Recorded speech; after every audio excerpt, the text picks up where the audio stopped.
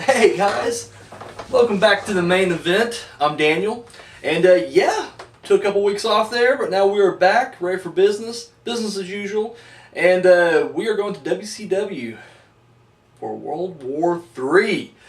This is November 26, 1995. We're at the Norfolk Scope in Norfolk, Virginia. Is that right?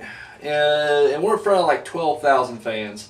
And the main event of the evening is the 60-man 3-ring battle royal for the vacant world title.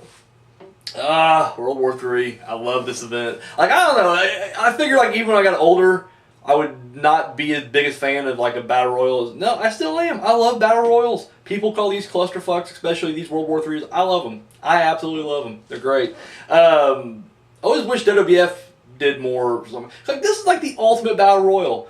Like, to me, I know everybody loves Royal Rumble. Sure, I do too. I'm a fan. But it never felt as even. I felt like as a kid, I'm speaking generally as a kid. I know in real life it's all fake and whoever, doesn't matter what number you get because you can win it. And if you're Roman Reigns, they'll drag you in the back and protect you for most of the fucking match. But no, as a kid, I just felt like, any goober could get number 30. You just position yourself just right, sneak in, roll back out underneath the ring, hide, and at the end, run back in, toss them out, you win. Like, literally, it just felt like anybody could do that. But here, 60 men, 3-ring, all at the same time. There's no number 1 draw or number 30. It's everybody's in there at once. Everybody's in there at once, and I love that. Like, I honestly thought that was just, I don't know, I think so cool. Of course, the rules are you got 3 rings. There's 20 men in each ring.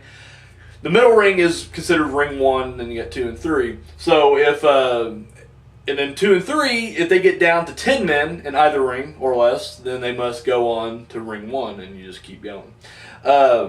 We have 6 broadcast men, or 6 men on the commentary team. 2 for each ring. Heenan and Schiavone got the main duties, but then you got Eric Bischoff and Dusty Rhodes on ring 2, and then you got Larry Zbyszko and some guy named Chris something that I've never seen before in my life. I'm not gonna lie, he was a bit of a joke. Like, he was not ready. He was a goober. That's why I never heard of this guy. I never heard of him since, because he just didn't stick around, obviously. Horrible guy. So this match was kind of put together because once again, I kind of alluded to this before, but I didn't really know just because I didn't watch WCW at this time. But after the shenanigans, and I mean that work, shoot, both, just all the chaos that followed the Halloween Havoc main event. After all that bullshit, Hogan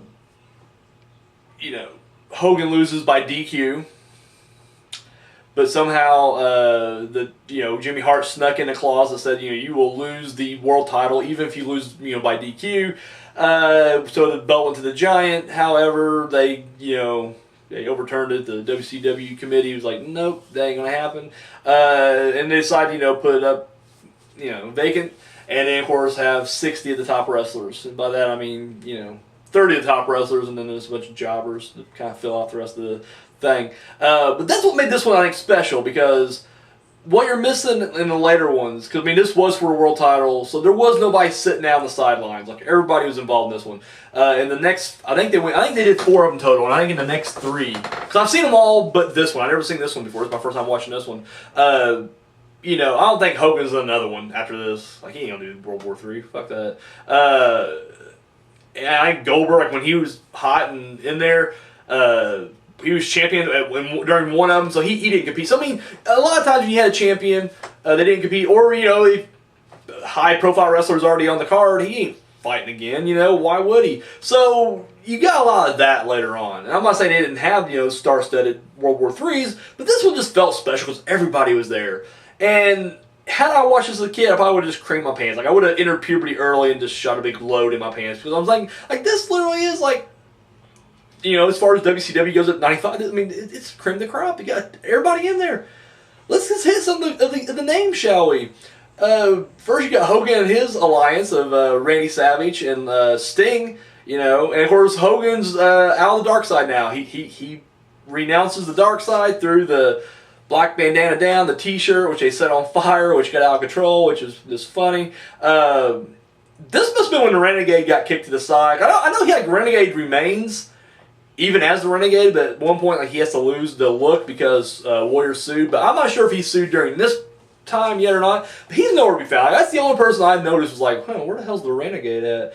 Nowhere to be found. And like completely forgotten about. Like at one point Hogan was just like, yeah, this guy right here, this brother right here was with me from the beginning. It's like, no he wasn't. This guy is brand new to the group. You alluded like it was Ultimate Warrior, but now, and then even after that, like even after that, he was just like, he's hung with me since the beginning, and then like, he's just gone now, he's just gone, but he's got Sting and Savage on his side. I didn't realize this until I watched, all three of my matches I watched for this weekend, I watched them in one night, and I didn't realize this until I watched Starrcade, that the Four Horsemen apparently was reformed around this point, and it had, Flair and Anderson. Because toward the end, they're like, there's only 2 horsemen left, and I was like, well, who the fuck's there to? And I was like, I remember Chris Benoit was one of them, and then I couldn't remember who the fourth guy was. I was desperately trying to think of it. Later on, I watched Starrcade, and it was Flying Brian. I did not know Flying Brian was a member of the Horsemen. That was news to me. Like, seriously, I was like, I didn't fucking know that. But they're in it. All there. And I will mention that right now and get it out of the way, because I'm sure we'll be seeing him, later on down the road. Chris Benoit.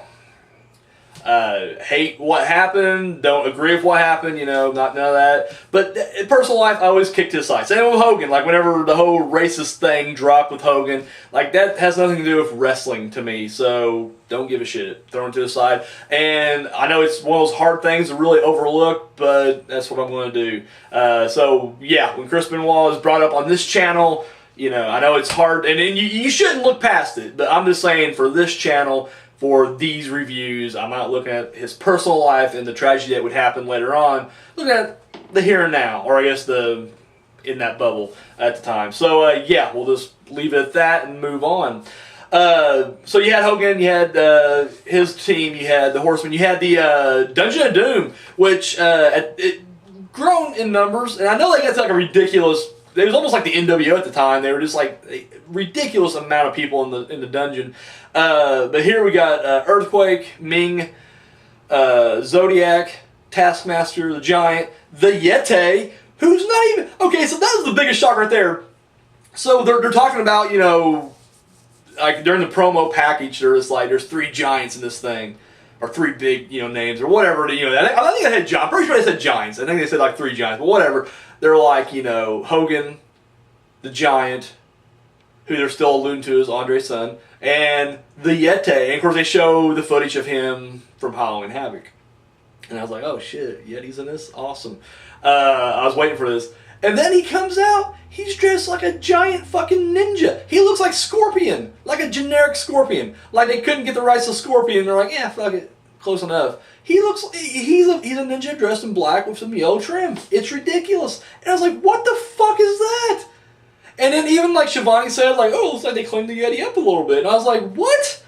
No, that is so fucking ridiculous. Like that doesn't make sense. Much like the previous thing on like a kayfabe level, or even like in reality when I'm sitting here watching this fucking match. It makes no sense at all. What the fuck is that? So you're telling me that this guy thawed out of an ice cube, and of course his name was Yeti. I'll just go with that. That's the only that makes sense. Like his name was the Yeti, but he was dressed like a mummy. Whatever, fine. But then you unwrapped him, and then you're like, here, pick out some clothes, and he picks out a ninja outfit, and you're like, yep, he's the Yeti. That's the only, I don't know. It boggles my mind. Whatever, the Yeti. And in front of Hugh Morrus. Like, I didn't know Hugh Morrus was part of the dungeon at this stage, but I didn't even realize he was wrestling in 95. But yeah, Hugh Morrus, bam, there we go. And I want to say, I may be missing somebody in the Dungeon of Doom, and if I am, forgive me, because this is a huge fucking roster. This is 60 guys in the ring right here. I can't keep track of everybody. So anyways, yeah, they're there. You also got, Harlem Heat. You got the Nasty Boys. You got the American Males, Buff Bagwell, or Marcus Bagwell and Scotty Riggs. You got Oh, you got a bunch of a bunch of army guys. I'm not gonna lie, a lot of these, I didn't know half these fucking people. So like I'd pause it every time they'd come out, and then I would look up who it is and whatever. You had a lot of jobbers and stuff, but you had like 3 army guys in there. And I remember Sergeant Bailey Parker, and I remember Sergeant Craig Pitman. In fact, I want to say my little brother had like an action figure, which I thought that was so weird. But I thought it was a big deal when I was younger because I was like, they don't just make toys of anybody. They made a Sergeant Craig Pitman toy, and it's like a big bulky rubbery thing. Like it was ridiculous. Like you couldn't even play with his other toys with the toy because he was just like, I don't know, 10 feet or 10 inches tall, and like his other toys were like 5. So it's just like he was a monster in the ring. It was ridiculous. But he was out there. But then he had another like Lieutenant James Earl or some shit. I was like, who the fuck is that? And they're like him and Buddy Lee Parker are like bickering all the way out there. And I was like, guess. I don't know what the fuck's going on. Big Bubba Rogers, which last time I saw him, he was the Guardian Angel. Before that, he was the boss. Like, he's going through more name changes than Zodiac at this point. So I was like, what the hell? Hacksaw Jim Duggan's out there. You have a tag team of apparently Road Warrior Hawk was teaming up with some Japanese guy. You guys are gonna like man me for this. I remember his when they teamed up, they were the Hellraisers, and he went by like Power Warrior or something like that. But he went by his real name here. I'm just gonna say Kensuke Sasaki, and that's probably not right. I'm just throwing a Japanese name out there. But they're both in it. Kurasawa's in there. I know I'm missing a few people. I'm missing a shitload. I'm just trying to hit the biggies here. But anyways, so they're all in, and then you also got a tag team comes out there, the Super Assassins. Super Assassin 1 and Super Assassin number 2. And I just remember, like, they're coming, and then everybody came out separately. Like, no one came out. I was like, the Stables didn't come out together like that. They separated everybody. And so, at one point, and it came out, like, number 2 first. Like, it was like Super Assassin number 2. I was like, what the fuck? And then Super Assassin number 1. I was like, all right. So, I look it up. Super Assassin number 1 is the Barbarian. And I was like, what? The Barbarian? And then, sure enough, Super Assassin number 2 is the Warlord. And I was like, why are they under mask? And then I looked into it, because I was like, I gotta pause this right now. Let me see what the hell went down here. I didn't know they wrestled under mask in WCW. Like, I knew the Barbarian would eventually go over, because he eventually joined the Dungeon of Doom, teamed up with Meng, became the Faces of Fear, big booted everybody. He was great. I was like, I don't remember Warlord making the jump. And I looked into it, apparently, yeah, they made the jump. And then they never mentioned that it was the Powers of Pain. Ever. Like, once. They just threw them underneath mask. And I mean, I don't know how long they didn't last long, so I don't know if they were just treated as jobbers or what, but I was like, that's the Warlord and Barbarian. They're an established tag team. They worked in the NWA. And you have Road Warrior Hawk over there? And you're telling me you can't think of anything to do with these guys but throw them underneath a fucking mask and make them jobbers? What the fuck? And what's even more ridiculous, this is how, the Warlord gets screwed more than anything. Like, he got screwed in WWF, hardcore, all the fucking time. Here in WCW, as soon as he leaves, and I mean, I think he left first, and then he had, like, some kind of an accident, and he had to kind of go into early semi-retirement before he healed up and came back on the indie circuit. But when he leaves, they unmask the Barbarian, turn him into the Barbarian, and he teams up with Meng. And I'm like, what? Why? You could have... It makes no sense. You put all 3 of them, because right now they're actively wrestling in the ring right now. Big World War III battle royal going on right now. They're in there wrestling, so there's no reason you couldn't have Warlord and Barbarian. Already is the Powers of Pain, black makeup, warrior, Road Warrior look, and then put them in the Dungeon of Doom already. And people, it's a damn recognition. No, let's call them Super Assassins and just throw T-shirts and trunks on them, and then we'll put a mask on them. Just Super Assassins. It makes no fucking sense. Ridiculous. Seriously, I was agitated to no end during all this. Ridiculous. So anyways, yeah, Super Assassins are in it. One-man gang, a few other. I'm not going to go through the roster here. I don't have a paper or anything. But anyways, so yeah, we get things started. Oh, it's chaos. This is one of those matches that would be hard to call, and the commentating was horrible until it broke down to one. Because they kept like passing it off, like, let's go to ring 1, and then they go for a little bit, and then they go back to ring 2, and of course, usually when they would kick it back, they'd quickly try to recap who was eliminated and who's already been tossed out or whatnot. Of course, as you can see behind me, you got the 3 screens, and they did that until it got down to 1, and then it was just boom, 1 camera, and that's it. 3 referees inside the ring. I thought was very interesting because I think it's a battle royal. When you want to pay the back, I guess they were like, I can see if you fall, you're out, get out. And then a lot of times people just duck out. Like you got a lot of people just hanging outside during this. Luger hangs outside like a majority of this match. Lord Steven Regal in this one, outside a vast majority of the time. It's and the referees don't do shit about it. Like literally, they're just like, yeah, we're powerful. We're in here taking care of business. The first one eliminated is a guy named Mike Winter.